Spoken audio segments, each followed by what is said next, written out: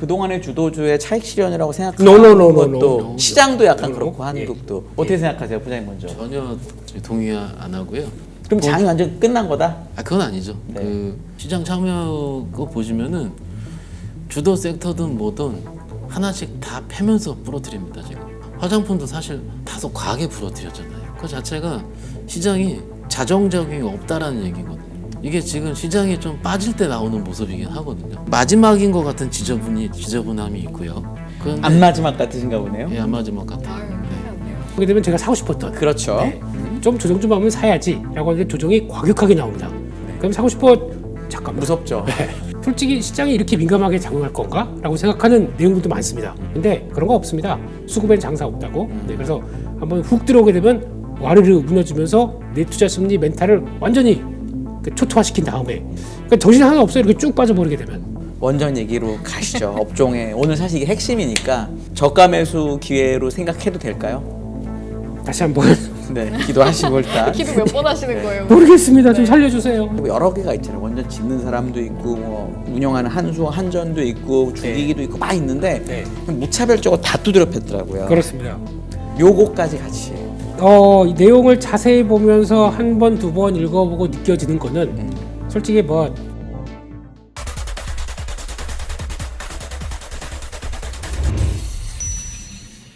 오늘 시장 뭐 좋진 않습니다만 그래도 어떻게 체감하셨는지 총평으로 한번 시작해 볼 텐데요. 부장님 오늘 어떠셨어요? 고객분들 어떤 전화를 좀 많이 하셨는지도 궁금하고. 예. 오늘 사실 시장이 25포인트 빠졌죠. 네. 지수는.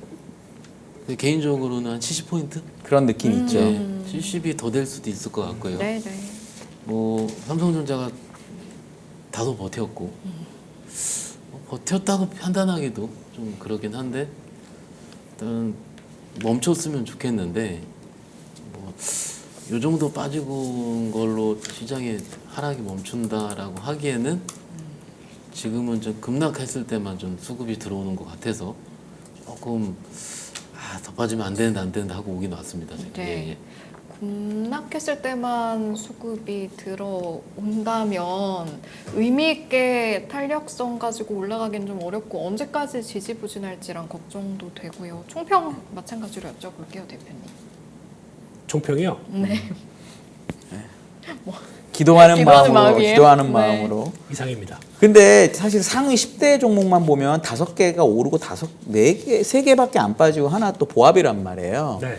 이렇게 보면은 사실은 뭐 그냥 약간 그동안의 주도주의 차익 실현이라고 생각하는 것도 시장도 약간 그렇고 한국도 어떻게 생각하세요, 부장님 먼저? 전혀 동의 안 하고요. 네.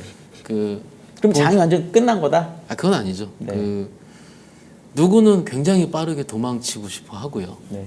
그러니까 오늘 바이오 아까 말씀하셨을 텐데 바이오도 같은 개념이에요. 지금 시장 참여 거 보시면은 주도 섹터든 뭐든 하나씩 다 패면서 부러뜨립니다. 지금 오늘 완전 부러졌죠.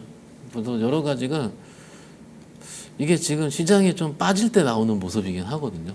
좀 잘 버텼었던 멀티 섹터 내에서 그런 것들을 하나씩 사실 근데 부러뜨릴 때 지지난주 실적 발표 시즌 볼 때 보면 화장품도 사실 다소 과하게 부러뜨렸잖아요. 네. 다소 과합니다.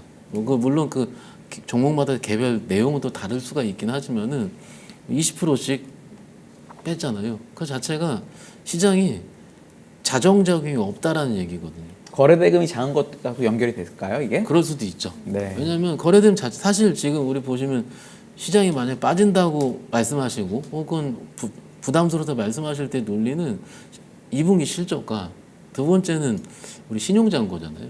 신용잔고 다소 높긴 높지만 또 일례로 얘기하면 우리 또 예탁금은 높잖아요. 그러면 실질적으로 어떤 누구는 시장 빠지면 들어오겠다라는 분들이 있을 거예요. 뭐 현장에서 느껴지고 초반에도 말씀드리긴 했지만은 소위 그 현장 내에서도 소위 그 자문사라든지 이런 쪽 가입하시는 고객들은 굉장히 많거든요. 근데 그쪽으로 자금이 가면은 뭐 저기 회사마다 좀 다르긴 하겠지만 한 방에 주식을 다 매수하지 않고 일정 부분 현금을 두고 전략적으로 매수하기 때문에 제가 보기엔 그쪽으로 쏠렸던 자금이 아직까지 다 매수는 안 들어갈 가능성이 네. 높아요.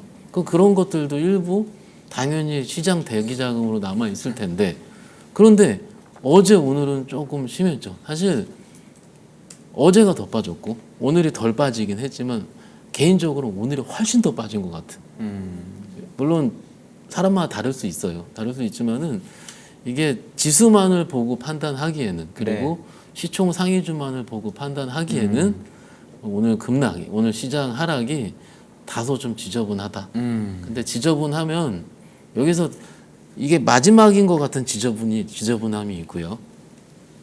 그런데 안 마지막 같으신가 보네요. 예, 안 마지막 같아요. 아유, 큰일 났네요. 대표님, 내가 이걸 왜 여쭤봤냐면 네. 이게 사람들이 시장의 심각함을 인식하는 방법이 다른데 우리 대표님이나 부장님은 초전문가니까 지금 이런 걸 보고도 다 이렇게 심각함을 느끼잖아요. 근데 그냥 일반적인 사람들 입장에서 보면 지수 보니까 뭐 이 정도면은 심각하지 않은 거 아니야? 라고 느낄 수도 있잖아요. 그러면 이제 우리가 기대하는 여러 가지 뭐 정책이나 또는 여러 가지 뒷받침 같은 게 훨씬 늦게 나올 수도 있거든요. 그런 차원에서 시장의 힘이 너무 없는 것 아니냐라는 걱정도 있는데 그거는 어떻게 보세요? 시장이 시위하는 중입니다. 근데 시위를 그렇게 하려면 상위 쪽을 빼서 지수를 빼야 시위가 되는 아니요. 건데. 네, 그게 아니라 네. 저희가 선호하는 종목들을 빼서 그렇게 하고 심리를 있죠. 자극시켜서 네. 그 다음에 목소리를 내라. 그래야 뭔가 변화가 들어가는 거 아니냐라는 쪽으로. 그래서 그런 쪽으로 바라보고 있는데, 그러니까 솔직히 그런 거 있습니다. 그러니까 제가 이제 선호하는 아니면 좀 그동안의 주도주였던 뭐 이런 식으로. 그게 결론은 반대로 하게 되면 제가 사고 싶었던. 그렇죠. 네. 좀 조정 좀 하면 사야지라고 하는데 조정이 과격하게 나옵니다. 네. 그럼 사고 싶어. 잠깐만. 무섭죠. 잠깐 이거 사도 이래서 일단 손가락부터 깨봅니다. 네, 그래서 이렇게. 네. 네. 나는 산다고 했어라고 네. 하는데 뭐가 막아요. 네. 그게 막고 있는 상황들이 지금인 네. 거죠. 그러니까 다소 그러니까 어느 정도 시장에서 강했던 섹터는 조정 나올 때 이렇게 과격합니다. 네, 당연한 거예요. 당연한데 그게 그러니까 무슨 이슈가 뭐가 됐든 간에 솔직히 이번에 나왔던 뭐 만약 좀 이따 원자력 얘기 분명히 하실 겁니다. 하겠죠. 네, 저는 퇴근하고 싶은 마음이긴 하지만 네. 거기서 나왔던 것도 이번에 나온 이슈를 좀 자세히 본다고 하더라도 솔직히 시장이 이렇게 민감하게 작용할 건가라고 생각하는 내용들도 많습니다. 제가 느끼기에는. 근데 그런 거 없습니다. 수급엔 장사 없다고. 네, 그래서 한번 훅 들어오게 되면 와르르 무너지면서 내 투자 심리 멘탈을 완전히 초토화시킨 다음에 그 다음에 그러면 정신 하나 없어요. 이렇게 쭉 빠져버리게 되면. 특히 오늘 같은 경우도 맨 처음에 아까 화장품 얘기하셨죠? 지난주에. 네. 그럴 만한 실적입니까? 아니거든요. 일단 뭔가에 의해서 이제 패버리고 나서 그 다음에 나오게 되면 오늘 또 조선주 어제까지 괜찮았다가 오늘 조선주까지 네. 조방원의 드디어 마지막 조선주가. 방사는 그 전부터 시작됐고요. 그렇게 원도 그 전이었고 사실 네. 약간 그러다 오늘로 보니까 많이 맞긴 했지만. 네. 그러나 전력기기는 관세 때문에 한번 어제부터 와르르 오늘 반들 잘 못하더라고요 네. 생각보다. 그러다 보니까 시장이 자꾸 빈집을 찾는다고는 하지만 기존에 찬집이라고 한 쪽들이 그렇게 나오기 시작하게 되면 저희는 그래도 저거 기회다라고 생각하면서도 이게 멘탈이 무너집니다. 그런 쪽에서 조금이라도 한번 들어갔다가 이렇게 과격하게 내려온다 그러면 이거 아닌 것 같은데라고 해서 좀 어쩔 줄 몰라 하는 거죠. 그게 지금 핵심이라고 봐야 될 것 같은데 근데 중요한 거는 이게 그런 것도 있어요. 그러니까 지금 만약에 어떤 섹터든 간에 조선도 그렇고 방산도 그렇고 뭐 원자력도 마찬가지겠지만 올해 만약에 아니면 작년부터 해서 그러니까 2-3년 동안 대주주 양도세에 관련해서 자유로웠습니다. 정부가 계속 또 연장시키고 그쪽이 없다고 하다가 이번에 딱 들어오게 되면 그 사이에 수익이 많이 사는 섹터. 그렇죠. 이게 이제 타깃이 되기 시작하는 거죠. 그렇지. 그런 쪽에서 오늘같이 이제 수급이 조금만 흔들리기 시작한다 그러면은 그들의 입장 쪽으로는 잠깐만 이거 벌써 시작된 건가? 팔아야 되나? 라고 하면서 이제 자극하면서 나오는 수급을 이끄는 과정들이 나오다 보니까 그게 더 과격하다는 표현이 맞겠죠. 게다가 또 아직은 또 본격화가 안 됐는데 그럼 좀 올랐다라고 해서 바이오도 그렇죠. 많이 오른 섹터 중에 하나거든요. 2-3년 동안 가장 많이 오른 섹터 그러면 나 이거 만약에 정부가 큰 특별한 얘기 없다 그러면 나 대주주에 들어가는데 나 빼야 되는데 라는 생각들이 나올 수 있을 만큼 그러니까 많이 오른 섹터 거기가 이제 핵심이 된다고 봐야 되겠죠. 근데 그게 모르겠습니다. 이제 어느 정도 심리가 좀 안정되고 나중에 지나가고 보면 아이고 거기가 고기 찍고 돌아왔네 이러면서 나올 수 있는데 지금은 과정이다 보니까 정신이 하나도 없는 거죠. 그렇게 일단 이해를 하는데 위기도 되고 기회도 된다고 보고는 있지만 근데 이거를 어떻게 활용하느냐 그거는 우리 부장님께서 네, 말씀해 주실 겁니다. 위기적 기회라고 이제 대표님이 말씀해 주셨는데 지금 채팅창에서 천하주님도 지금 조정장 맞긴 한 거죠. 어디까지 갈지 이렇게 물어보시거든요. 그 기간에 따라서 또 위기인지 기회인지에 대한 판단의 조언을 얻으실 수 있을 것 같은데요. 저희가 그 아시다시피 가끔 이제 어디까지 빠지면 된다. 네.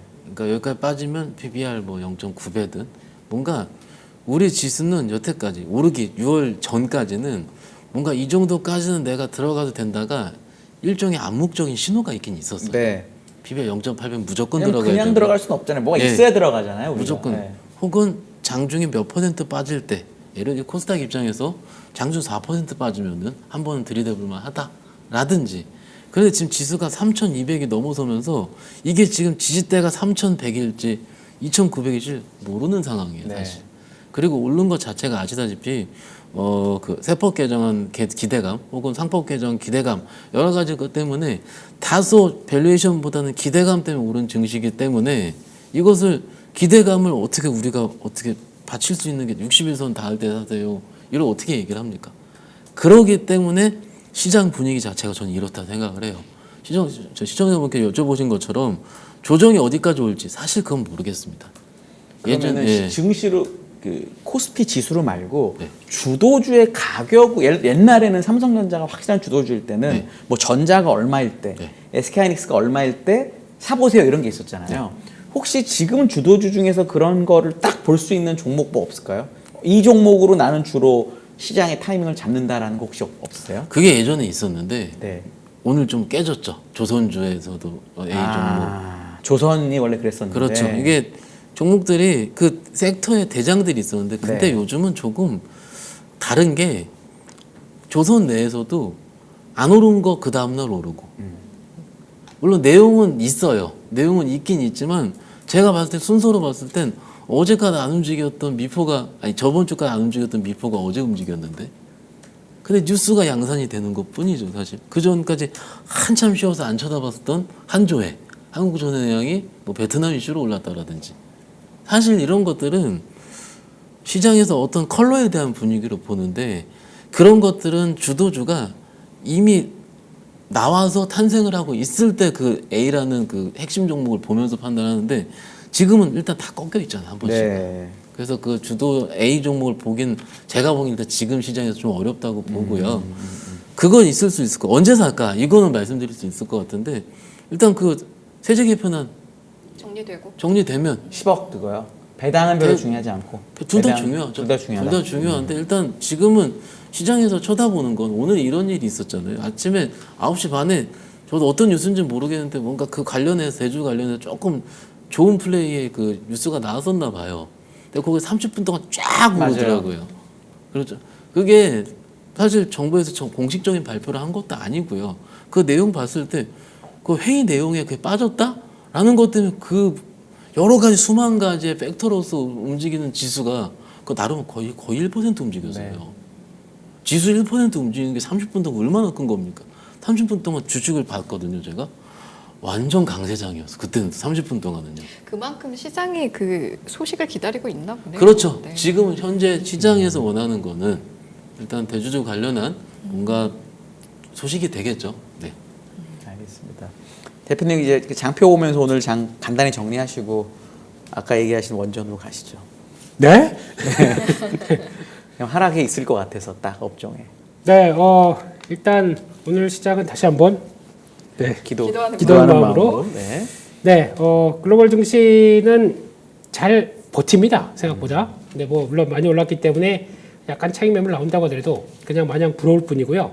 그런 쪽에서 국내 증시 ADR 보니까 저 코스닥은 좀 많이 쳐졌더라고요. 네, 그런 쪽에서 이제 한 번만 더 기술적으로는 한 번만 더 밀려서 약 한 3% 이상만 더 밀리게 되면 코스닥이요. 네. 예. 그러니까 코스피는 이제 아까 코스닥 올해 워낙 코스피 워낙 많이 올랐으니까 사실 네. 올해. 그러면 또 어느 정도 또 눈길이 가는 자리까지는 들어오는데 일단 그런 쪽에서 일단 이렇게 하락하면 하락할수록 또 기술적으로는 또 지지할 수 있는 부분들은 나오는데 지금 시장은 초기에 이제 심리가 막 엉그러져 있잖아요. 그런 거 무시합니다. 그렇기 때문에 지나고 나야 이제 바닥이 딱 나오고 거기서 이제 뭐 바닥 오늘은 급락이 나왔다가 내일 갭상승이 나와서 그냥 달려버린다. 이런 거 많이 당하지 않습니까? 또 그렇기 때문에 지금은 판단을 되게 잘 하셔야 될 것 같고요. 그래서 딱 한마디만 드리게 되면 네. 급락을 이용을 해야 되는데 손이 잘 안 나갈 겁니다. 그게 저희가 그러니까 오늘 같은 경우도 좀 이따가 말씀을 드리겠지만 원자력 관련돼서 저런 패턴은 좀 그러니까 그냥 아유 던지고 봐, 아유 몰라 무슨 뉴스 뭐 나왔대 던지고 봐 이런 전형적인 패턴이거든요. 근데 그런 걸 가지고 그대로 또 말려서 아, 있는 걸 일단 정리해야 되나 이렇게 생각하다가 결국에는 그러니까 하게 되면은 오히려 이걸 다 안 갖고 있게 그러니까 주가가 하락합니다. 내가 갖고 있는 게 5%가 빠져요. 뭐 시간에가 더 민감해요. 근데 그렇게 빠지게 되면은 일단 잠깐만 내용들 보고 보니까 팔아야 될 것 같다. 그래서 같이 동참을 해버려요. 그래서 그냥 다 팔아버린다. 그러면은 나는 손실 확정입니다. 그게 아니라 이게 그렇다고 하더라도 잠깐만 혹시나 낙폭이 더 커진다 그러면은 이걸 좀 이용하겠다. 그러면은 반만 팔고 아니면 반은 기다렸다가 너무 많이 빠진다 그러면 그 반을 다시 살 수 있는 용기. 주가의 급락은 용기. 이게 되게 어렵지만은 그것도 이용을 할 때가 슬슬 다가온다고 생각을 하고 있습니다. 지수 기준으로는 혹시 그래도 주실 수 있는 하단 있으세요? 아까 우리 강간호 대표께서는 한 3천 그래도 100 초반이면 일단은 나쁘지 않은 잘 수준이라고 보셨네요. 얘기하시는데. 일단은 3,150 중요하고요. 네. 왜냐면 오늘 깼어요, 그거를? 깼다가 종가상으로 1% 올려줬지 않습니까? 그랬나요? 3일 5일. 네. 그게 중요할 것 같고. 알겠습니다. 거기다가 지난번 금요일 날 나왔던 저가 때까지 박스권으로 본다라고 하면 3,110. 네. 그것까지 이탈한다. 3,050입니다. 여기서는 350이 60일선쯤 되네요. 그 정도 보니까. 부분일 건데 거기서는 이제 배수진을 쳐야 될 때가 아닐까라고 개인적으로 생각하고 있는데 또 모르죠. 이제 심리가 지금 이제 뭘 다들 거기만 바라보고 있기 때문에 바라보는 한쪽이 있기 때문에 아까 우리 부장님 말씀하셨던 것처럼 거기다 지금 계속 이것만 하고 있잖아요. 지금요. 네, 거기가 되는 걸 가지고 그 정도까지 됐었을 때 이거는 안 되겠네라고 액션이 나올 수 있는 그래서 그때 지지율과 뭔가 도움을 주시면 지지율이 이제 좀 요거는 여기서는 이렇게 놔두면 지지율 돌아가는데 좀 힘들겠네라고 하는 이제 판단과 같이 쓰게 되면은 아마 본격적으로 저 위에서 얘기를 하실 거겠죠. 네. 근데 그런 쪽들이 심리적으로 마지노로 만약에 그것까지 이탈된다 그러면은 이거는 3,050 일단. 네, 일단 거기는 3,050. 되게 좀 심각하게 좀 나올 것 같기 때문에 거기는 이제 투배 국면이거든요. 잘못하게 되면 그래서 그 정도로까지는 보면서 네. 바라보는데 그 얘기할 때가 아닌데 지금 잠시 그 시장 정리하시는 중에 죄송한데 아까 이제 대표님이 용기가 필요하다라고 말씀을 하시니까 네. 사실 부장님이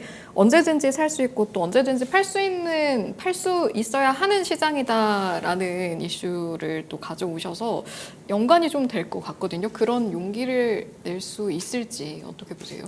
용기는 내야 되는데 사실 급락이 나올 때 그 용기가 나지 않는 게 더 맞습니다. 왜냐하면은 지금 이번 주 월 화가 시장이 어려웠던 게 아니고요. 사실 한 3주에서 4주 어려웠어요. 제 기준에서는. 그게 실적 발표 시즌의 변동성이기도 하고요. 그리고 그 전에 아까 화장품도 일례로 드렸지만은 좀 믿었던 업종 내에서의 패대기가 지금 2, 3주 내 지속이 됐기 때문에 과연 그걸 보시고 우리 개인 투자자분들께서 오늘 급락한 어제 급락한 썸띵의 섹터를 가지고 내가 했을 때 어느 정도의 목표치를 가지고 할지 제가 딱 보니까 4% 나오더라고요. 3% 4% 정도. 그리고 한 이틀 거기서 안 움직이면 또 빠져요. 그러니까 지금 대표님 선수분은 되겠지만 이게 지금 여기 밑에 가지고 저 같은 사람은 안 됩니다. 근데 일반적인 분들은 사실 좀 어렵습니다. 어려워요. 그게 안 되는 게 맞아요. 네. 그리고 들어가서도 제 입장에서는 또 고객의 허락을 득하고서 매매를 들어가는 직업이기 때문에 이럴 수도 있고 저럴 수도 있으면 일단 짜증이 나요. 사람들은. 그렇지 않습니까? 그래서 내 거 플레이를 매매하는 거죠. 왜 이 말씀을 드리냐면 지금 시장이 그래요. 지금 매매하시는 분들은 다소 선수급들, 다소 좀 매매를 하시는 분, 빠른 분들이 제가 그래서 이렇게 써놓은 거거든요. 언제든 살 수 있는 분들과 언제든 팔 수 있는 분들이 공존해 있어요 지금. 그거 못하면 그냥 가만히 있는 게 나아요, 차라리. 가장 중요한 건 가만히 있는 겁니다. 이게 지금 내일 오를지 우리가 대표님 같은 선수들은 장 괜찮을 때 내일 뭐가 오를지가 투샷 잡히고 가끔 있습니다. 대표님 가끔 보일 때 있죠. 내일 뭐가 오를지 안 보여요. 가끔 그럴 때가 있어요. 장 좋을 때는 뭐 오늘 안 오른 거가 내일 오르겠죠. 시장 괜찮을 때 순환매로 할 때는. 그런데 요즘처럼 뭐 제가 못해서 그럴지 모르겠지만 그날 하루에 집중하는 그런 시장이 없었어요. 그게 시장이 불안하다는 증거일 수도 있고요. 반대로 얘기할 때는 적어도 지금 참여한 투자자들은 굉장히 좀 활발하게 참여할 수 있는 투자자라고 생각을 합니다. 근데 그분들이 참여를 했어요. 근데 오후가 안 올라요. 오후에 팔아버리잖아요. 그게 윗골이잖아요. 그 윗꼬리를 내가 거기서 같이 자르지 않으면 최소 그 다음날 이틀 만에 한 8% 터져요. 올라가 쫓아잡으면. 그럼 똑같지 않습니까? 매매 플레이를 하실 분들은 하셔도 되는 시장입니다. 아직까지 뭔가 시장이 하면 안 되는 시장은 막 50포인트씩 막 3일 연속 빠지 급락 나오는 장인데 그런 건 아니에요. 그러나 조금 내가 좀 모아가야 되겠다라 이런 분들은 차라리 급락 기다렸다가 그때 20%. 근데 다음에 올라가요. 잡으면 안 되고요. 다시 또 20% 빠지면은 이런 식으로 조금씩 좀 매매는 재미없지만 조금씩 모아가도는 아직은 된다 이렇게 말씀드리고 있습니다. 네. 여기 자세히 보게 되면은 저희가 지금 뭐 이번 주부터 본격적인 조정이다라고 하는데 잘 따져볼게요. 원래 7월 초 한 달 전부터 기미가 보였던 게 시장은 한 뭐 3,200선 중반까지 올라왔어요. 근데 거기서 내용을 잘 보게 되면 삼성전자가 올라왔죠. 그러다 보니까 지수 기여도가 더 있습니다. 게다가 또 LG에너지솔루션이 올라왔어요. 뭐 한때는 LG에너지솔루션 누가 돌파하느냐 이거 가지고 말 많았다가 이 두 개가 올라오게 되면 거기서 지수 기여도까지 따지게 되면 그거 빼고 따진 거 빼고 나머지가 빠진 것까지 생각한다 그러면 벌써 7월 초부터 시장이 안 좋았던 겁니다. 나머지 섹터들은 그렇게 진행이 되면서 뭐 기존 섹터들 같은 경우도 옆으로 횡보했지 좋아진 게 없어요.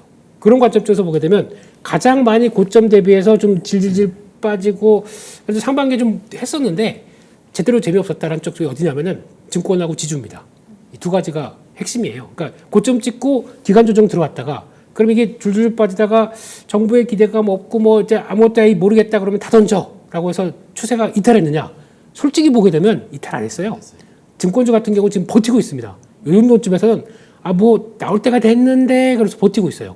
근데 이게 증권주 같은 경우는 저희가 뭐 그냥 아시다시피 뭐 시총 규모 따지게 되면은 그냥 허접한 쪽 아니지 않습니까? 지주사 쪽들도 의외로 한 쪽을 차지하고 있고 이게 무너지지 않았다는 얘기는 아직 시장에서는 뭐 오늘 요즘에 투자 심리가 안 좋아졌다고 하더라도 결국에는 외국인들이에요. 외국인들이 한국에 대한 관심이 없어졌어요. 그러다 보니까 한국 빼고 나머지만 산 거죠. 그러다 보니까 오히려 더 외국인들이 파는 종목 거기다 좀 과격하게 들어온 종목들이 같이 연결되면서 좀 섹터가 안 좋아진 거지. 세부적으로 보게 되면은 삼성전자 버티고 있고 LG에너지 2차전지 좀 버티고 반도체 2차전지 그나마 버티고 있다 그러면 그런 정도는 아니거든요. 그러니까 그런 세부적인 내용 쪽에서 그러면 똑같습니다. 그러면 증권하고 지주가 여기서 버텨낸다. 그러면은 톤만 조금 바꿔진다. 이거 여기서 기간 조정 오래 길었다. 급등하겠죠. 반대로 이런 관점들도 나올 수 있기 때문에 그럼 또 자세히 보게 되면 이런 약간 좀 성장 수주의 기반을 안고 움직였던 종목들이 수주가 이렇게 될 것 같기도 하고 저렇게 될 것 같고 해서 조정이 나왔습니다. 이런 쪽들은 그러니까 기대감 때문에 좀 어느 정도 움직였는데 그게 가격이 싸졌다라는 쪽들에서 가격이 싸진 만큼 큰 펀더멘탈 없는데 가격이 싸진 만큼 오히려 저가면서 나올 수 있다. 그러면은 하락은 이용을 해볼 필요가 있는데 아까 부장님 말씀처럼 네 이거를 이제 잠깐만 여기 20% 사고 10% 사고 이렇게 했으면 참 좋겠는데 저희가 못 그러지 않습니까? 그냥 에이 안 되죠. 다 팔고 사면 다 사고 그러다 보니까 그런데 이런 운용의 묘가 좀 필요하긴 합니다. 근데 예 어렵습니다. 원전 어떻게 해요? 그럼 원전 많이 빠졌으니까 아까 뭐 삽니까? 오늘 시장 장표 저희 근데 다 안 보지 아니, 않았어요? 제가 보기에는 거의 얘기하신 거여서 그래요? 그냥 요걸로 가는 게 더 맞을 것 같아요. 원전 얘기로 가시죠. 업종에 오늘 사실 이게 핵심이니까 이거 저가 매수 기회로 생각해도 될까요? 다시 한번 네, 기도하시고 일단. 기도 몇 번 하시는 네. 거예요? 모르겠습니다. 좀 네. 살려주세요. 네. 왜냐면 오늘 이걸 왜 여쭤보냐면 저는 네. 원전이라는 게뭐 여러 개가 있잖아요. 원전 짓는 사람도 있고 뭐 운영하는 한전도 있고 주기기도 있고 막 있는데 네. 그냥 무차별적으로 다 두드려 팼더라고요. 그렇습니다. 요거까지 같이. 이 내용을 자세히 보면서 한 번, 두 번 읽어보고 느껴지는 거는 솔직히 이 원자력 관련된 쪽에 대해서 큰 그림이 뭐 바뀌었다. 그러니까 핵심은 그거 아닙니까? 그러면 이런 원자력 관련된 쪽은 수주 산업이에요? 수주가 취소된 거냐? 아니거든요. 그럼 그건 어때요? 네. 제가 여기 방송 들어오기 전에 무슨 또 단독이라서 또 100% 믿을 수는 없잖아요. 뉴스 나온 건 네. 우리나라가 수주할 수 있는 지역이 제한됐다. 맞습니다. 이런 뉴스도 있더라고요. 그거는 뭐 일단 언론에 나온 거니까 제가 얘기를 드리는 건데 뭐 맞는지는 제가 모르겠어요. 예. 그게 맞다면 조금 이게 TAM 우리나라 말로 그러니까 접근할 수 있는 시장이 줄어드는 거니까. 네. 그건 어떻게 생각하세요? 그러면 그거는? 그렇다고 우리가 뭐 원자력 나오면 저희가 다 수주할 걸로 생각을 했었습니까? 근데 그건 아니라고 생각해요. 거기서 나온 국가를 보게 되면은 네. 북미 쪽 있고 안 되고 유럽 안 된다. 유럽 안 되고 일본 안 되고 몇몇 국가가 있습니다. 네. 그쪽들을 자세히 보게 되면 어차피 유럽은 프랑스가 강국이고요. 네. 일본은 일본이 알아서 하겠죠. 북미 쪽은 어차피 내 거라고 생각하다 보니까 그렇게 나오는데 그러면 웨스팅하우스에 뭐 정권이 들어갔다라고 하면 웨스팅하우스가 그러면 아유 우리가 수주 받았으니까 우리가 다 해라고 하는데 밸류체인이 있습니까? 없어요. 설계만 하는 회사예요. 그런 쪽에서 설계 시공을 하는데 뒤에 밸류체인들이 없다 그러면 어차피 일로 모이세요라고 하게 되면 누구를 모이겠습니까? 일본 업체 모일까요? 제가 보기엔 일본 업체는 지금 이제 탈원전하다가 이제 또 바꾸는 과정이다 보니까 더 힘들죠 우리보다. 그런 쪽에서 어차피 손을 잡으면 저희랑 할 수밖에 없어요.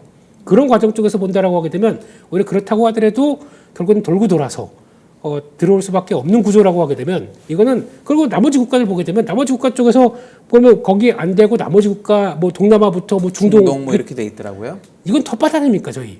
그럼 오히려 더 좋은 좋게 해석할 수도 있는데 그거를 일단 뭐 이쪽은 안 되다 보니까 우리 수주 기회가 줄었어라고 하는 것보다 수주의 가능성에 대해서 지금 수주 가능성 때문에 그게 주가가 좀 올랐나요 저희가? 그 앞으로 그쪽들 수주할 거다라는 쪽에서 오른 건 아니거든요 지금 흐름은 지금 대표적으로 만약에 이런 상황 쪽에서 웨스팅하우스가 견제를 해서 뭐 무슨 한 건당 뭐 1조 이상은 줘야 된다. 그러니까 거기서 이제 뭐 페널티가 아니고 그 프리미엄을 줘야 된다. 그러니까 서비스 프리미엄은 아니고 로열티는 얼마 안 되고 기사에 나온 거로는 용역이랑 뭐 그렇죠, 이런 그렇죠. 거에 대한 진짜로 계약 같은 거로 주는 거로는 돼 있긴 하더라고요. 그러니까 기사에는. 네. 그래서 합의를 했다라고 얘기를 하고 있는데 네. 그러니까 그게 그러면 만약에 뭐 10조, 20조짜리를 들어간다고 하더라도 1조를 준다고 쳐볼게요. 그러면 그거를 주면서도 하는 게 나을까요? 아니면은 그냥 그거 주는 게 아까워서 안 하는 게 나을까요?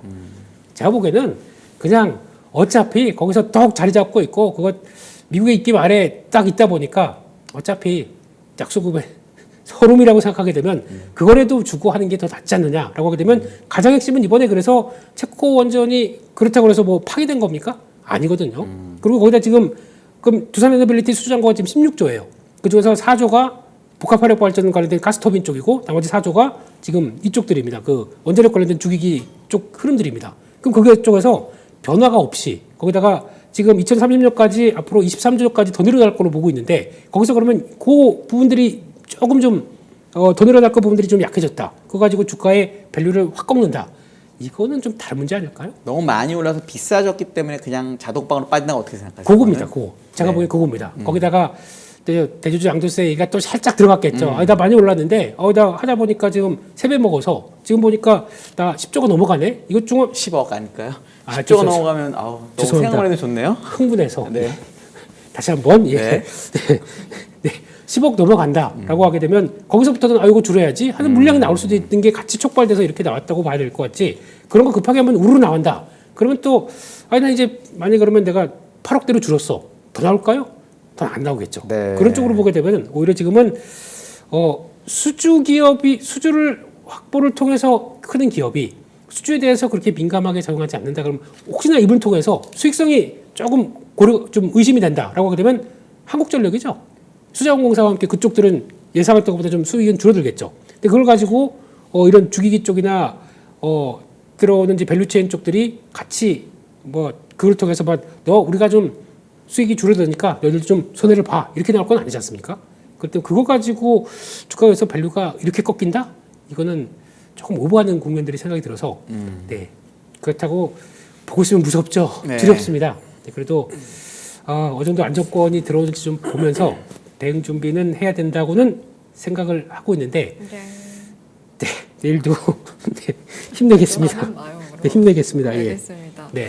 원전주 이야기 해봤는데 뭐 전반적으로 시장이 안 좋기도 하지만 믿었던 그리고 좀 기대를 했던 조방원이 이런 모습이니까 그러면 그래도 잘 가는 건 뭔가 그 다음 주도주의 기미라도 보이는 게 뭔가를 생각해보게 되면 또 엔터 콘텐츠를 안 볼 수가 없어서요. 또 마침 가져오신 이슈가 엔터 콘텐츠입니다. 오늘 어떻게 보세요? 그나마 살아있는 곳이 두 곳이었죠.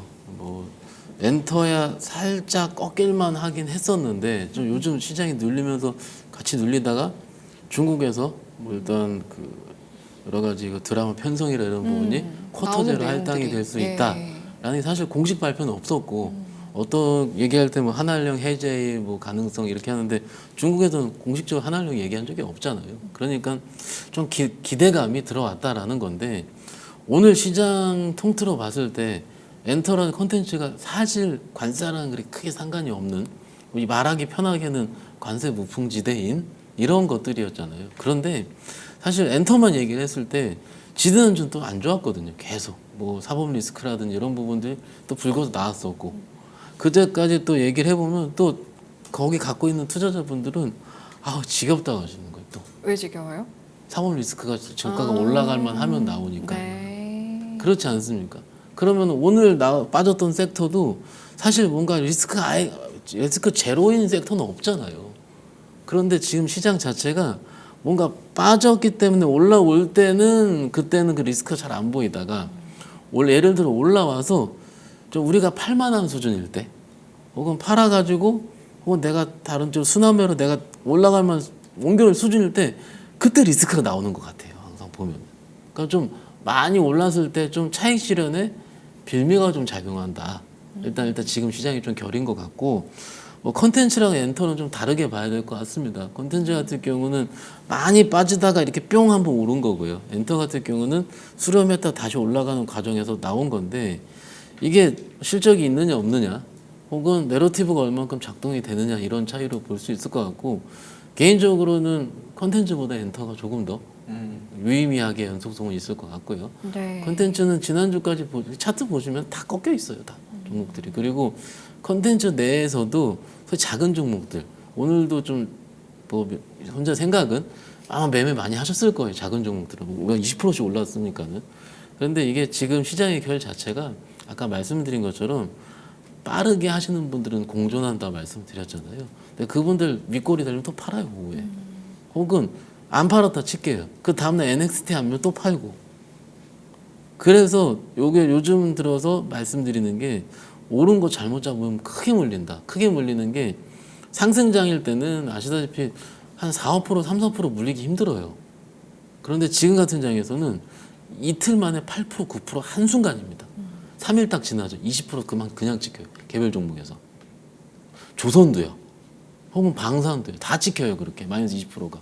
그럼 한 종목 20% 한번 맞아버리면은요 회복 안 됩니다. 2달 걸려요. 2달. 그렇기 때문에 오늘 이런 그 중국의 이슈 때문에 오르긴 했지만은 이런 거를 가지고 있다가 다음에 밀릴 때 들어가 두 섹터 전부 다 네. 라고 말씀을 좀 드리는 중이고 그래도 오늘 시장의 결에서 뭐라 그럴까요? 좀 굉장히 전 70포인트 정도로 체감했다 말씀드렸는데 요거 때문이라도 그래서 시장은 아직은 조금 살아있구나 네. 느끼고 온 하루긴 했습니다. 채팅창에서도 보면은 의견이 좀 엇갈리시는 것 같아요. 천만장자님 같은 경우에는 아니 우리 뭐 BTS, 블랙핑크 아티스트들 잘하는데 무슨 걱정이냐라는 의견이 있는 반면 바구님이나 YCJ님은 엔터주도 좀 조심하기는 해야 할 것 같다 이런 의견도 있고요. 뭐 콘텐츠 포함해서 엔터까지 같이 여쭤보겠습니다. 이번 내용을 잘 보게 되면은 네. 광전 천국에서 회의 들어갔던 때부터 움직였습니다. 그리고 거기서부터 결과가 나왔는데 그 다음부터 딱 나온 게 우리 대중국의 문화의 발전을 위해서 다양한 콘텐츠를 섭렵하는 게 좋겠다. 쪽으로 얘기만 딱 나왔습니다. 뭐 한한령 해제 이런 거 전혀 없었어요. 예, 그렇게 되면은 여기서 그러면 우와 출발하는데 중요한 거는 빈집이라서 그렇습니다. 특히 아까 말씀하셨던 콘텐츠 이런 것들 보세요. 저 스튜디오 드래곤 이번에 실적 나온 것들하고 축 처리다 보니까 이쪽이 정확하게는 SBS부터 우리나라에서 그래도 제작사 관련된 쪽에서 그나마 네임드 있는 쪽으로 본다 그러면 두 개입니다. 그런 쪽에서 콘텐츠가 중앙하고 이쪽에서 세 축에서 이쪽이 왜 힘든지 아세요? 광고 시장이 죽었어요. 광고 시장이 왜 죽었냐면 예, 다 아시는 것처럼 누가 요즘 예, 앉아서 이거 TV 봅니까? 다 그냥 그렇죠. 지니야 넷플릭스 틀어 이걸로 나가기 시작. 특정 브랜드네 죄송합니다. 예. 이거 들어와서 그거 보고 있지 요즘 그거 잘 안 봐요. 그러다 보니까 그렇게 되기 시작하면서 드라마를 만드는 조건은 그들은 광고와 함께 연결돼 가지고 이거 우리 드라마 인기 있다 그러면 광고 단가 높이 받다 보니까 그게 연결돼서 우리 수익으로 나간다는 방송사와 연관된 이런 제작사들이 힘든 거죠. 네. 그러다 보니까 실적도 안 나고 축 처진 거죠. 그런 쪽에서 변화가 나왔는데 이번에 광전총국에서 아마 내용들을 자 그러면 우리 인기 있는 한국 드라마를 얼만큼 편성할 것이며 거기다가 수익 조건을 그런 것까지 나오기는 좀 어려웠겠지만 그래서 그런 자세한 내용들이 조금이라도 담겼으면 제가 조금 좀 이제 시작이구나라고 할 텐데 내용 전혀 없습니다. 그냥 큰 그림만 딱 보여줘요. 그럼 우리는 와 한알령 해제 벌써 또 이게 시작되는 거예요. 그렇기 때문에 그냥 빈집에서 움직였다라고 봐야 될 것 같고 제가 보기엔 또 시총 규모로 보게 되면 그런 종목들 CJ ENM이 그나마 좀 스튜디오 드래곤하고 CJ ENM이 그나마 좀 큰 종목이고 나머지들 쭉 합쳐보세요.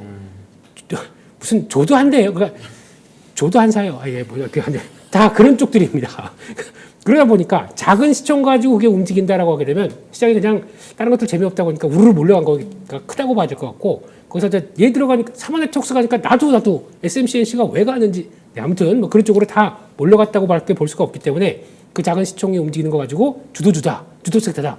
전 얘기하기 없을 것 같습니다. 얘기할 수가 없고 네. 만약에 이게 시작이 돼서 내일 다시 한알령 해제와 함께 연결돼서 중국 소비주까지 연결돼서 큰 그림이 이렇게 무턱무턱 가기 시작한다. 많이 빠졌던 화장품 쪽 이쪽도 그렇죠. 연관돼서 이어간다. 아니면 뭐 무슨 면세 호텔 신라도 이젠 호텔이잖아요. 네.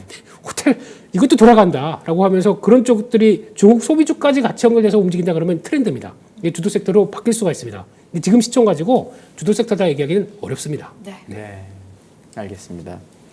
우리 대표님 갖고 온 이슈 중에 제가 요거를 너무 하고 싶었는데 왜냐면 일부에서도 자동차 얘기를 했었는데 네. 오늘 자동차 업종이 올랐어요. 이런 장에 생각보다 많이 올랐는데 갖고 오신 내용이 저도 이 기사를 봤는데 인도네시아 같은 동남아에서 일본 차가 이제 좀 안 팔린다. 그러면 당연히 일본 차가 안 팔리면 그 다음으로 잘 팔리는 게 우리나라 차니까 왠지 우리나라 차가 오른 거 아닐까라고 저는 개인적으로 생각을 했는데 네. 딱 그 이슈를 갖고 오셔가지고 요 얘기 듣고 자동차 얘기 부장님께 여쭤보면 좋을 것 같아요. 요즘 보다 보니까 네.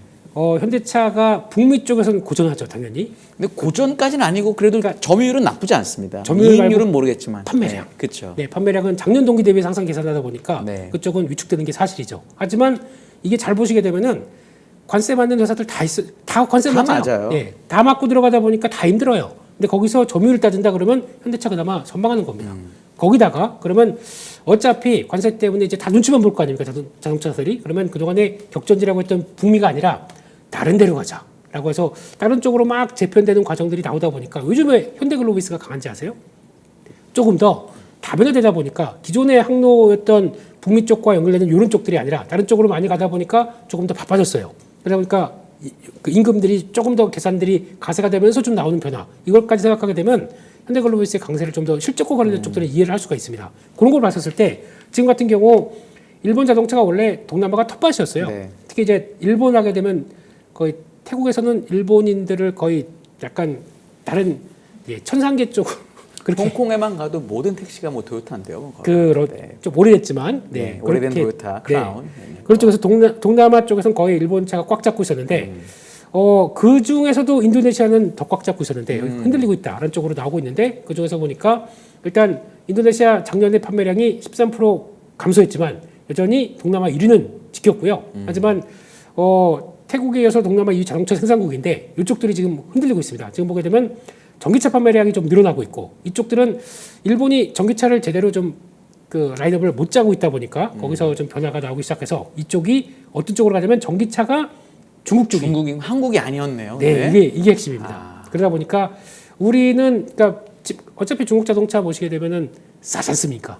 그러니까 약간 이들이 생각하기에는 오토바이보다 오토바이 좋은 것보다 좀 더 주면 살 수 있는 이런 쪽으로 나오다 보니까 거기다가 이제 충전도 뭐 집에 가서 그냥 있는 돼지코 달고 뭐 끼면 되겠지 뭐 이런 느낌으로 12시간씩. 네, 그러다 보니까 오히려 여기서 좀 변화가 나왔다. 그러면 여기서 가격 경쟁력이나 아니면 라인업이 다양하지 못한 일본 차들은 좀 고전하고 있다라는 쪽으로 보는데 그러다 보니까 중요한 거는 중국 쪽 깃들이 벌써 10.4% 2년 전에는 3.4%였어요.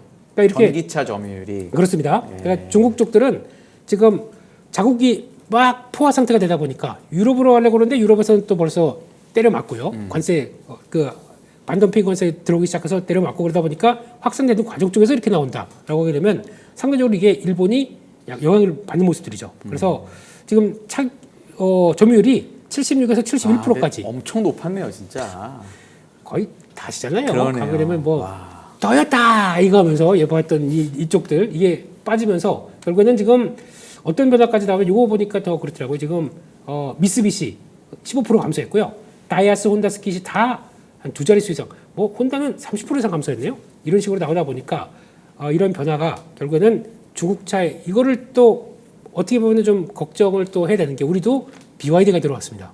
그래서 알게 모르게 거기다 또 이제 샤오미까지 온다 만다 뭐 이런 얘기들 하고 있죠. 이쪽으로 들어왔을 때 일단 가격 경쟁력과 그래도 보면 되게 멀쩡해 보여요. 아직 한 번도 안 타봤습니다만 네, 그런 쪽이 나오다 보니까 이것도 지금 시장에서 변화가 들어온다는 쪽으로 봤을 때는 아무래도 걱정은 되는데 근데 이게 전기차 쪽만 본다고 하면 그런데 우리는 이제 라인업이 다양하다 보니까 그쪽에 다른 쪽을 어차피 뭐 그들이 다 전기차만 타는 것도 아니고요. 그래서 그런 쪽이 중국이 들어간다고 하더라도 다른 쪽에서는 변화가 나오게 되면 한국 차들에 대한 성과는 더 나올 수 있겠다는 쪽에서 보다 보니까 오늘 또 아까 수급에 잡힌 것 중에서 모비스 있거든요. 네. 모비스가 캡티브 마크가 자기네 현대차 물량 말고 나머지를 더 확대해서 나올 준비를 하더라고요. 그래서 2030년까지 좀 더 확대된다는 쪽으로 나오게 되면 만약에 그렇다고 이제 중국차에 직접 납품하는 건 없겠지만 다양화되기 시작하게 되면은 그쪽에서도 변화. 그러니까 결국에는 현대차가 만약에 조금 힘들어서 뭐 CR이 나온다고 하더라도 거기서는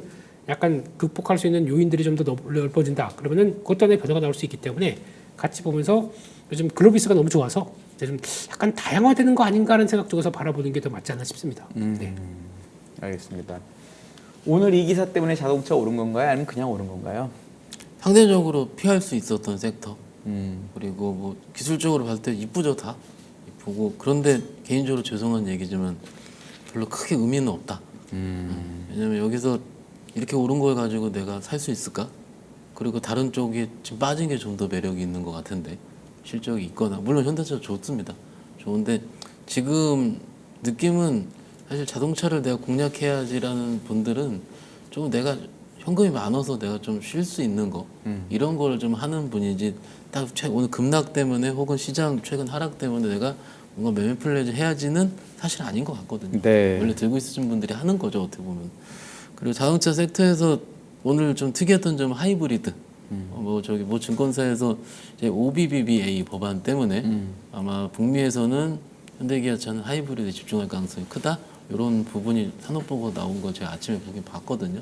어제 봤나 하여튼 그랬는데 그래서 오늘 하이브리드 관련주도 움직이더라고요. 네. 그러니까 이런 것들도 시장에서 이렇습니다. 지금 우리가 조방원 했을 때 다 아는 내용이고 그렇죠. 아까 지주금융도 말씀하셨는데 뭐 증권이라든지 이런 쪽도 차트가 안 깨있지만 다 알고 있지만 지금 어떻습니까? 다소 손이 안 나가는 거잖아요. 왜냐하면 그 정부의 스탠스를 우리가 그게 나오면 바로 살 수 있는 그런 준비를 하고 있는 거잖아요.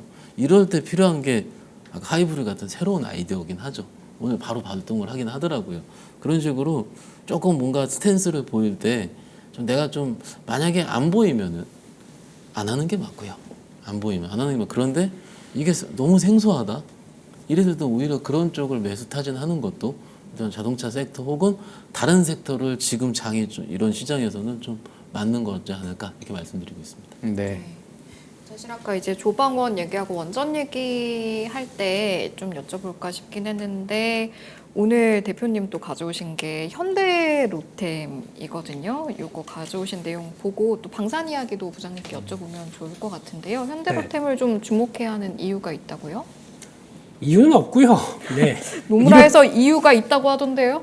이유는 유럽에 있겠죠. 아 예. 네. 근데 여기서 지금 죄송합니다. 일단 다시 보시죠. 한번 예, 다시 예. 한번 힘이 쭉 빠지는 이런. 힘 이런. 빠지는 네. 장에 좋습니다. 힘 빠지는, 좋습니다. 네, 되게 좋습니다. 로테 뭐 해봐야 되나요?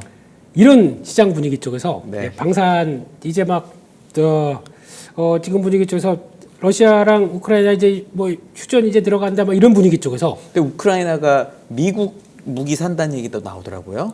그렇죠. 그거 사는 순간 전쟁이 끝이 아닌데라는 생각이 들어가지고 저는 무기 사놓고 그러면 미국 입장으로는 그냥 사놓고 가만 갖고 있는 걸 원하겠습니까? 좀 돌리는 이렇게 생각하면 좀 그런데 예. 네.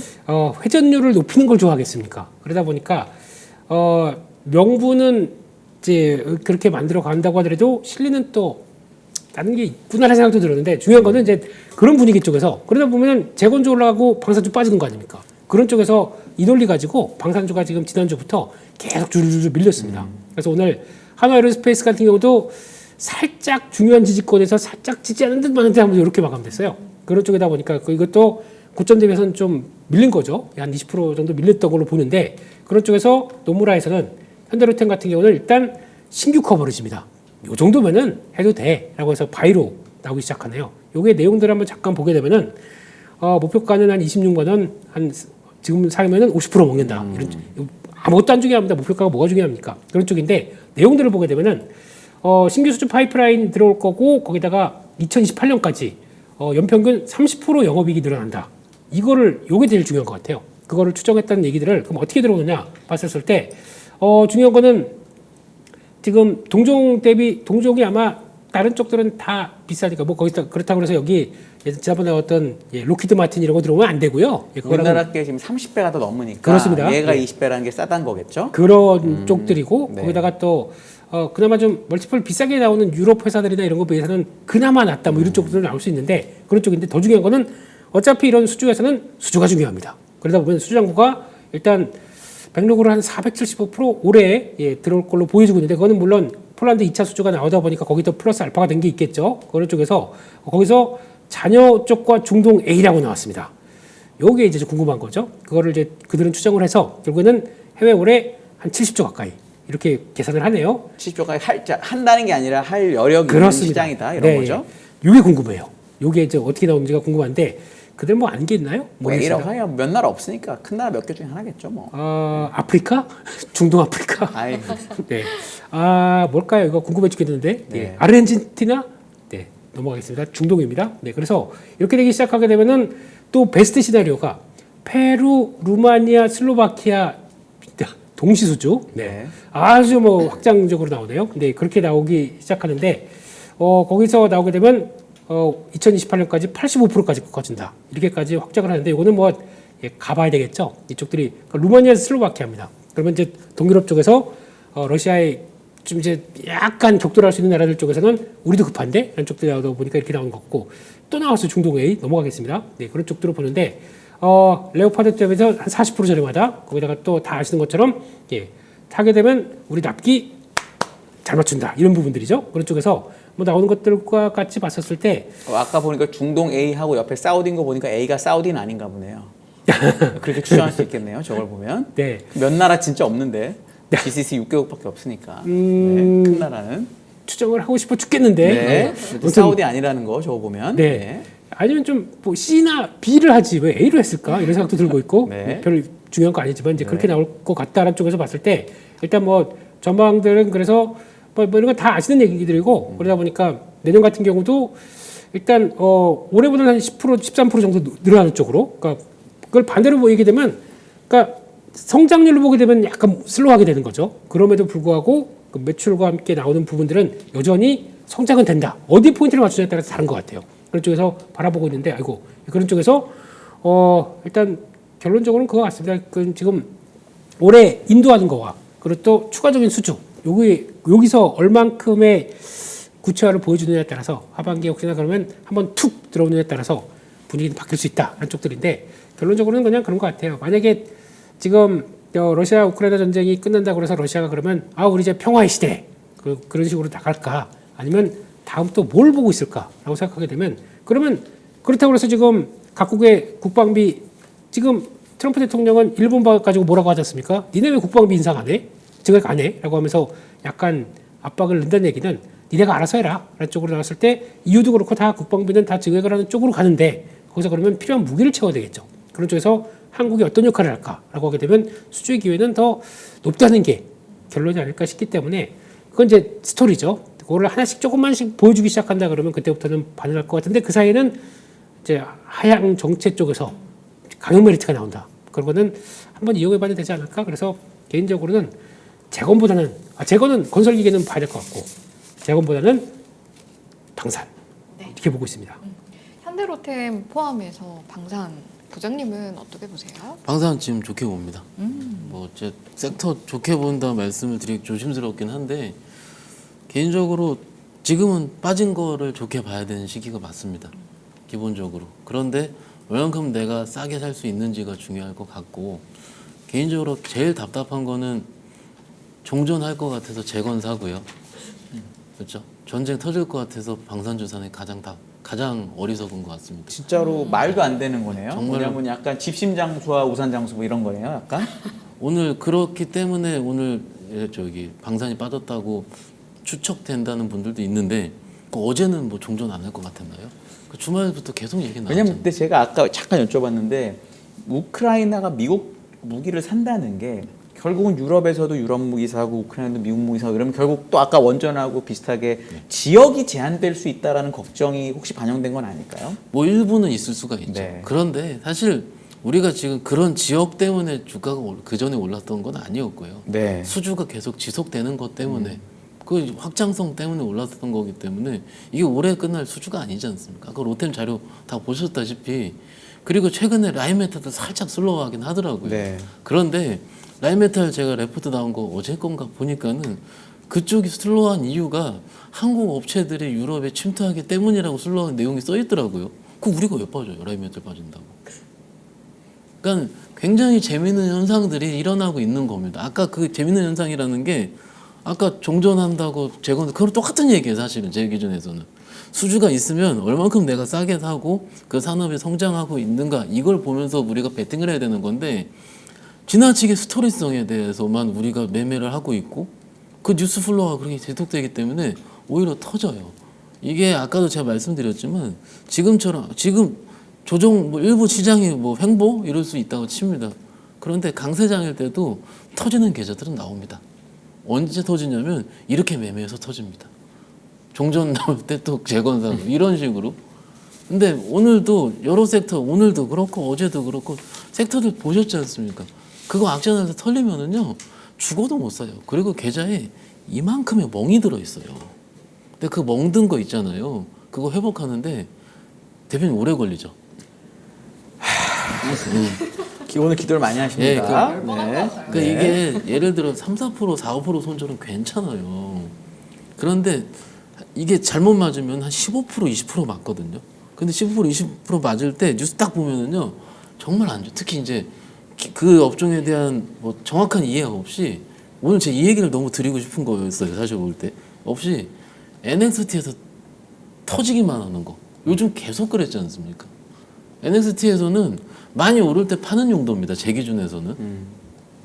이거 내가 원래 갖고 있었던 이 종목에 대한 업사이드가 한 장중에 한 6, 7%짜리 종목인데 좋은 호재 떴다고 막 15%씩 올라요. 팔아야죠. 그런데 악재가 떴다 그래서 원래 한 5, 6% 빠지는 종목인데 15%씩, 20%씩 빠져요. 그러면 일단 그때 파는 건 답답한 겁니다. 그런데 시장이 지금 아까 제가 화장품부터 몇 번 말씀을 드렸는데 그러한 모습을 계속 보여줬기 때문에 이게 걱정이 되는 거예요. 내 것도 내가 버텼을 때 저번처럼 15% 두들겨 맞지 않을까 이걸 그런 거거든요. 근데 시장은 더 많이 보셔서 아시잖아요. 그때부터 반대로 움직입니다. 지금부터는 반대로 하셔야 돼요. 지금 여태까지 우리가 1, 2주 봤었던 뭔가 그 걱정 내 종목 박살나면 어떡해 이게 아니고요. 슬슬 지수 빠져 있고 새로운 뭔가가 다시 세상될 수 있는 시기가 오기 때문에 네 일단 요거 좀 강조시켜드리고 싶었습니다. 종목은 좀 그렇고요. 좀 예. 알겠습니다. 자, 다음 이야기를 좀 해봐야 하는데 삼성 테슬라 밸류체인 강화에 대한 부분 원래는 이제 삼전이랑 테슬라만 봤다가 이제 삼성 디스플레이부터 테슬라까지 이제 전반적으로 흘러가는 흐름이 주가가 그래도 좀 괜찮을지 오늘 다른 종목 다 힘들어하는 와중에도 일부에도 짚어봤지만 삼전은 버텨주는 모습도 인상적이긴 했거든요. 네, 요거를 이슈를 가져왔던 이유는 네. 다른 이제 투자자분들께서 좀 헛갈리시는 게 있는 것 같아서 요즘 보니까 삼성 디스플레이 그렇게 잘하고 네. 그러면 지분 갖고 있는 삼성전자가 좋아야 되는 거 아니냐 라는 쪽으로 해서 뭐 스토리를 막 키워가시는 것 같은데 죄송하지만 아닙니다. 전자의 1% 될래나요? 디스플레이 비중이? 네. 총 매출에 삼성전자의 총 매출에 네. 삼성 디스플레이가 10%도 안 됩니다. 그러니까요. 네, 그런 정도인데 그래서 이번에 삼성 디스플레이가 보자 비율이랑 승소했기 때문에 저 애플 물량 다 가져오고 모자란 거 LG 디스플레이 주고 니마 가져가고 막 이러면서 나오는 거 아닙니다. 그렇기 때문에 지금 나오는 과정들이 이어지는 거는 그래도 뭐 테슬라랑 같이 손잡는다.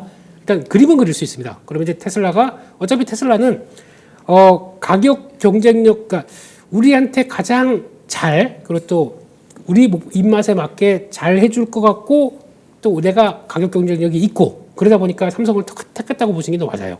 그래서 파운드리도 그래서 택한 겁니다. 네. 일단 뭐 그래서 TSMC 가서 저기 줄 서 있는 것보다 옆집에 가서 맛집은 아니지만 네, 맛집을 대접받는데 가고 싶죠. 그렇죠. 서비스 좋은데.